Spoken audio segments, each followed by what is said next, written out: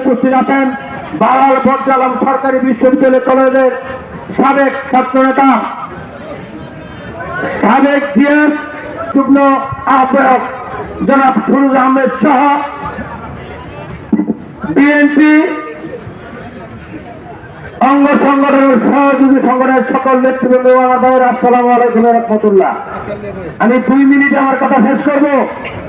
আমি আপনাদের এই ওয়ার্ড থেকে আপনাদের ভোটে বারবার আমি নির্বাচিত কাউন্সিলর হয়েছিলাম। আমি কাউন্সিলর হওয়ার আগ থেকে এই আমার ওয়ার্ডে যারা বাসমান লোক বিভিন্ন ডিস্ট্রিক্ট থেকে যারা জীবিকা নির্বাহের জন্য আমাদের এই অঞ্চলে বসবাস করেন, তাদের কোন লাভ মৃত্যুবরণ করলে আমি আমার নিজ খরচে তাদের গ্রামে তার পিতামাতা পরিবারের কাছে আমি লাভ করতে দিতে অর্থবৈধ বলতে আমি এটি কাজ করে যাচ্ছি। শুধু তাই না, 2018 সাল থেকে অর্থবৈধ পর্যন্ত এই ওয়ার্ডে বিনামূল্যে কোন টাকা লাগে না, কোন রোগ যদি অসুস্থ হয়ে তাকে হাসপাতাল নেওয়ার জন্য একটা ফ্রি অ্যাম্বুলেন্স সার্ভিস কিনে দিয়েছি। শুধু তাই না, আমাদের পার্শ্ববর্তী ওয়ার্ড 21 নম্বর ওয়ার্ডে এই ওয়ার্ডের জনগণ যাদের কবর দেওয়ার জায়গা নেই 107% জমি ক্রয় করে তাদেরকে কবর দেওয়ানোর টাকার ব্যবস্থা করে দিয়েছি। যদি আপনারা আমাকে ভালোবাসেন, আপনারা আমাকে স্নেহ করেন, আপনাদের প্রতি আমার একটা আহ্বান থাকতো। সেই আহ্বানটা হলো 12 তারিখ নির্বাচনে আমাদের শ্রদ্ধাভাজন ভাই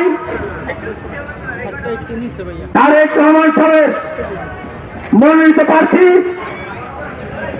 দেশের নেত্রী, যে নেতৃত্ব দিতে গিয়ে দেশকে রক্ষা করার জন্য তার জীবন বিলীন করে দিয়েছে, সেই বেগম খালেদা জিয়ার মনোনীত প্রার্থী মজিবুর রহমানকে আপনারা বিজয়ী করবেন যে এই কথা আপনারা আমাকে দেন ইনশাআল্লাহ। এবং আপনাদের কোন ছোটখাটো সমস্যা হলে, অনেক সমস্যা হলে আমাদের এমপি পর্যন্ত যাওয়া লাগবে না। আমরা যারা এলাকার লোকজন গণ্যমান্য ব্যক্তিবর্গ যারা আছে তাদেরকে নিয়েই আপনাদের সমস্যা আমরা সমাধানের চেষ্টা করব। এরপর আমাদের এমপি লাগবে, এমপি আমাদের লাগবে, এবং সে একজন ভালো মানুষ। আপনাদের কাছে বিনয়ের সহিত বললাম, শুধু এই আসন না, আপনাদের অন্যান্য আত্মীয় স্বজন আমাদের পার্শ্ববর্তী অনেক আসনে আছে, যেমন কালীগঞ্জ যদি সেখানে পর্যটক মিলন ভাই, গাজীপুর 2 আসন। যদি আপনাদের কোনো আত্মীয় স্বজন থেকে থাকে তাহলে সাবেক